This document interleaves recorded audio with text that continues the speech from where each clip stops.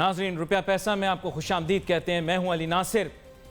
मैं सोच रहा था कि आज बात करेंगे स्टॉक एक्सचेंज के मुतालिक, क्योंकि इसकी कारकर्दगी बहुत ज़्यादा ख़राब रही और मैं सोचता रहा, रात भर सोचता रहा कि सुबह में क्या गुफ्तगू करनी है। बात ये हुई कि जब स्टॉक मार्केट की जानिब आकर देखा तो पता ये लगा कि इस वक्त इतना बुरा हाल है।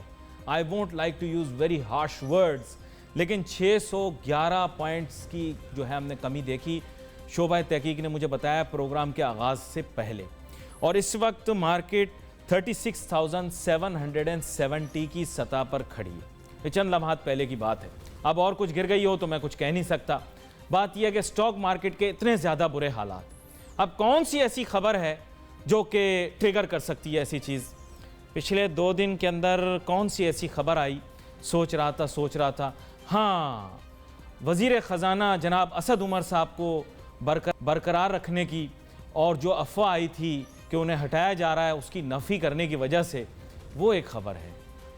अरे खैर, समझ तो आप भी गए होंगे, समझ तो मैं भी गया हूँ।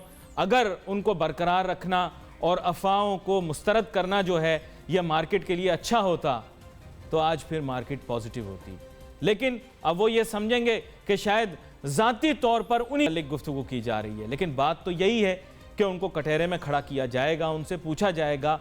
उन्होंने पिछले 2 दिन में बात की है, अगर वो मस्बत होती तो मार्केट के अंदर आज हमें मस्बत रुझान दिखाई देता। बिलखुसूस जब IMF के साथ मामला तय हो जाते हैं तो मार्केट अमूमन मस्बत रुझान दिखाती है। ऐसा एक तारीखी तौर पर मैं जो समझ पाया हूँ मार्केट को, वो यही रुझान रहा है कि जब IMF से मामला तय हो जाते हैं तो स्टॉक मार्केट निस्बतन मस्बत रुझान दिखाती है। खैर, अब इन सब चीज़ों को छोड़कर यह हमें देखना पड़ेगा कि हमारी मईशत की हकीकी हालत है क्या। क्या असद उमर साहब मौजूदा माशी हालत के लिए, स्टॉक मार्केट की कारकर्दगी के लिए जिम्मेदार हैं?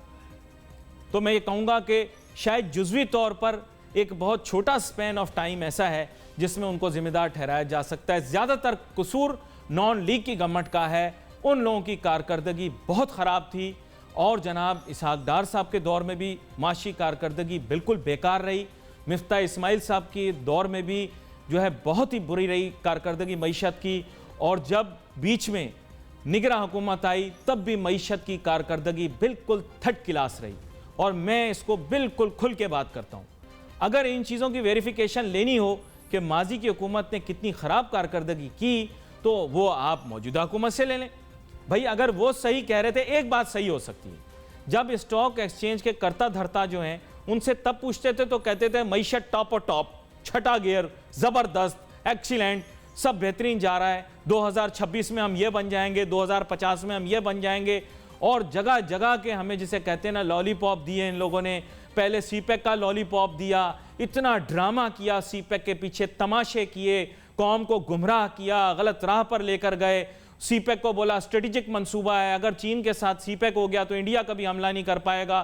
फिर इतनी शर्मिंदगी का सामना करना पड़ा जब इंडिया ने जो है वो दरअंदाजी की पाकिस्तान की हदूद के अंदर, और हमें ही उसका जवाब देना पड़ा, और हमने ही उनके जहाज़ गिराए और उनका बुरा हाल किया। चीन हमें बचाने नहीं आया। अब वो तमाम लोग जो सीपेक के पीछे लगे हुए थे कहीं जाके छुप गए, कोई अलमारी में जाके घुस गया, कोई किसी मेहराब के पीछे छुप गया, कोई अपनी गाड़ी के टायर के नीचे घुस गया। तो सब ड्रामेबाज जितने हैं वो सब एक्सपोज हो गए। तो सीपेक मंसूबा भी जो है वो अंदर से कुछ उसका नहीं निकला। चाइना ने हमें अंगूठे दिखा दिए, बोला भाई जाओ खुद निपटो इंडिया के साथ, और हम जो है वो फिर भी खुश हो रहे हैं, नाच गा रहे हैं। जीरो। इसी की वजह से मार्केट बढ़ी थी ना, सीपेक की वजह से। कहाँ है सीपेक, किधर है? हर आदमी नाच गाना कर रहा है, किधर है, कहाँ, दिखाओ तो, पता तो लगे। ये आ गए चाइनीज, आ गए वो आ गए, चाइनीज आ गए, कुछ नहीं लगा। फिर चाइनीज को स्टॉक मार्केट में ले आए। जिस दिन से चाइनीज को यकीन करो स्टॉक मार्केट में लेकर आए, किस्मत ऐसी फूटी स्टॉक मार्केट की, सत्यानाश हो गया उस दिन से।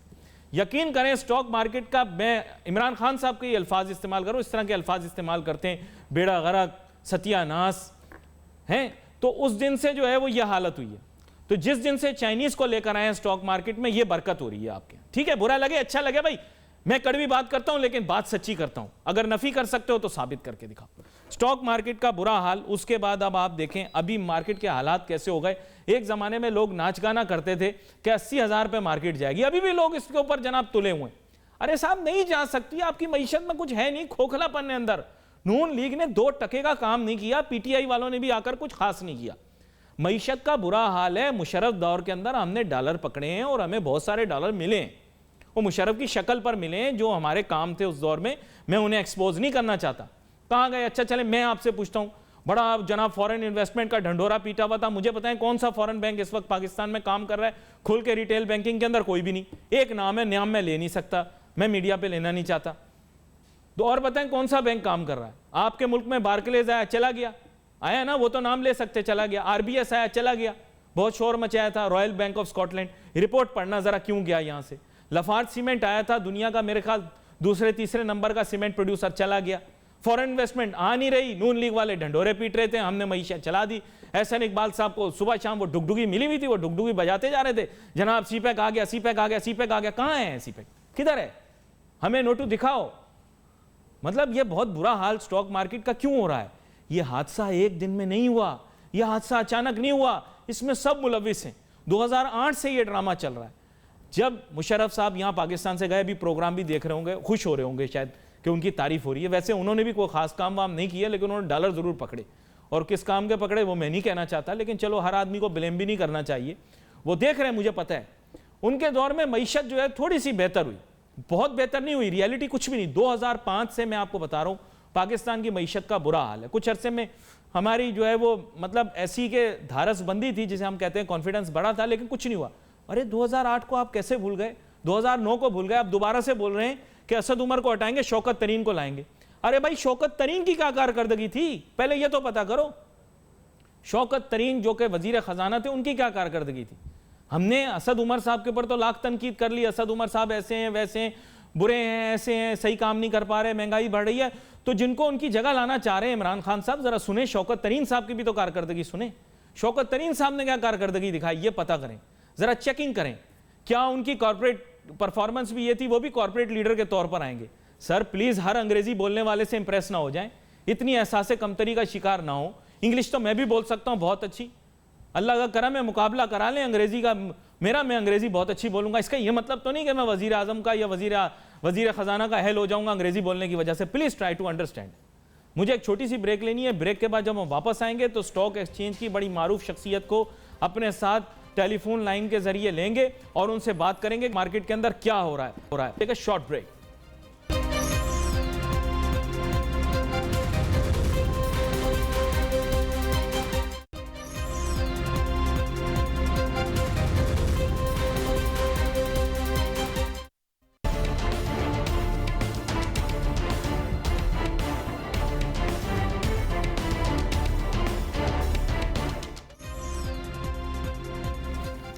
नाज़रीन वेलकम बैक आफ्टर ब्रेक। गुफ्तगू जारी थी। ब्रेक पे जाने से पहले बात कर रहे थे कि स्टॉक एक्सचेंज की गिरावट की क्या वजह बन सकती है। एक और अहम चीज़ ये भी रही कि जनाब वज़ीर आज़म इमरान खान साहब ने अवामी उमंगों के मुताबिक कैबिनेट के अंदर ये फ़ैसला किया है कि अब एमनेस्टी स्कीम नहीं आएगी। वो उनके मंशूर के साथ मुतसादिम है। इसके बावजूद के ताकतवर तबकों ने बहुत ढंढोरा पीटा कि एमनेस्टी स्कीम लेकर आएँ, लेकिन इमरान खान साहब ने उसे मुस्तरद कर दिया। और मेरे ख्याल से असद उमर साहब की भी जो होगी जज्बात को बहुत ठेस पहुंची होगी इस बात से, क्योंकि इमरान खान साहब को अवामी उमंगों का ख्याल रखना है। यहाँ पे मेरे साथ टेलीफोन लाइन के ज़रिए ज्वाइन कर रहे हैं जनाब ज़फ़र मोती साहब, जो कि साबिक मेंबर स्टॉक एक्सचेंज भी रहे हैं और अभी ट्रैक होल्डर स्टॉक एक्सचेंज भी हैं। वेलकम करता हूँ सर आपको। वालेकुम सलाम, थैंक यू जनाब ज़फ़र मोती साहब, अब बात यह है कि स्टॉक मार्केट के अंदर मुसलसल गिरावट का रुझान हम देख रहे हैं। हुकूमत ने कल ये दावा किया कि जनाबे वाला जो अफवाहें हैं वो गलत हैं, IMF के साथ मामला तय पा चुके हैं, बस तो कुछ मामूली टेक्निकल इश्यूज़ को सॉर्ट करने के लिए उनका वफ्द पाकिस्तान तशरीफ़ लाएगा। ताहम जब हमने ये देखा तारीखी तौर पर, आपके साथ तो काफ़ी अरसे से इस मौजू पर बात हो रही, जब IMF के साथ बात तय हो जाती है तो मार्केट मस्बत रुझान दिखाता है। आज मनफी रुझान क्यों दिखा रहा है?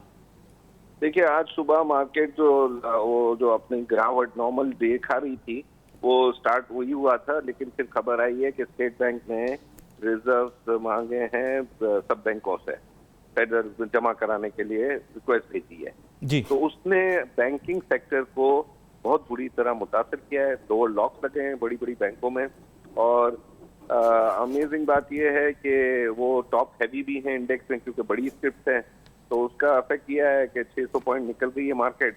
और ये जो खबर है ये इन्वेस्टर्स के लिए बहुत बुरी खबर है कि लेकिन स्टॉक मार्केट तो अक्रॉस द बोर्ड नहीं गिर रही जफर मोती साहब, एक नजर मैंने डाली थी। मेजॉरिटी तो बैंक के सेक्टर की जो लोअर लॉक्स लगे हैं उसका है। अक्रॉस द बोर्ड तो पहले से गिर रही थी ना, लेकिन उसमें सोने पर सुहागा जो कहते हैं ना, वो ये हुआ है कि 300 पॉइंट तो ये बैंकों के आ गए हैं जो माइनस हुए हैं।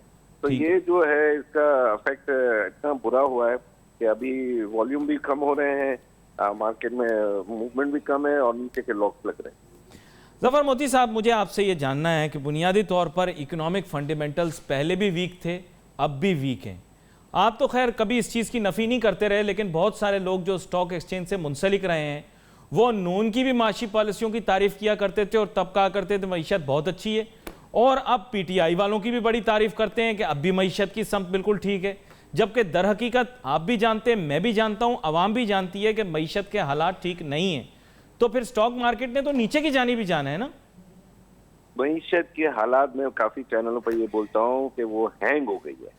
हैंग ऐसे हो गई है कि आपको याद होगा आपसे कुछ सालों पहले एक मोबाइल आते थे जिसकी जो हैंग हो जाते थे, फिर आप उसकी बैटरी निकाल कर रीस्टार्ट करने की कुछ कोशिश करते थे कि वो स्टार्ट होकर अपना काम करे।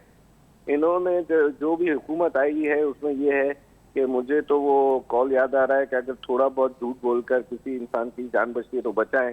तो मुझे इसाक डार का झूठ मुझे थोड़ा पसंद आने लगा है कि वो उसने इस झूठ को वो थोड़ा झूठ बोलते थे सर जी, आपने बोला थोड़ा झूठ बोलकर, वो थोड़ा झूठ बोलते थे क्या? थोड़ा झूठ तो नहीं बोलते थे, लेकिन ये कि वो झूठ अगर इकोनॉमी के लिए देखे तो वो झूठ इकोनॉमी को संभाल रहा था। लेकिन अब इन्होंने दूसरी तरफ बिल्कुल गए हैं कि बिल्कुल सच्चाई से वो हम मेमोरी में बोलते हैं चोपड़े खोल दिए। तो जब आप बुक्स खोल देते हैं, सब कुछ कर देते हैं, तो फिर उसको हैंडल भी करना चाहिए। अब इनसे हैंडल नहीं हो रहा। 71.85 अभी क्रूड ऑयल चल रहा है, इंटरेस्ट 12% की बातें कर रहे हैं, 150 रुपए की डॉलर की बातें हो रही हैं।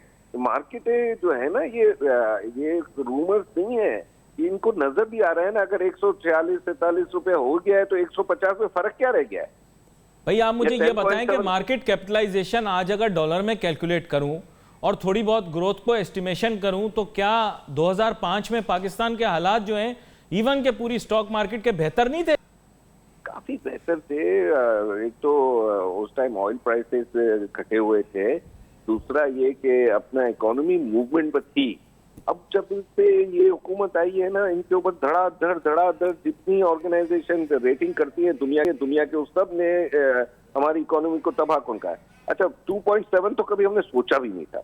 जो हमारे जैसे जो तनकीद भी करते थे कि इकोनॉमी सही नहीं चल रही, वो भी 3.5-4 के ऊपर बातचीत पे समझते थे कि ठीक है यार ये भी चल रहा है। अभी तो वो 7-8 की तो बातें जो थी, 6 की बातें जो थी इसाकदार की, वो तो हमको समझ आती थी कि हमसे भी झूठ बोल रहा है, बाहर वालों से नहीं अंदर वालों से भी झूठ बोल रहा है। लेकिन ये है कि अभी मसला ये हो गया है कि 2.7 में तो सर्वाइवल मुश्किल होता है।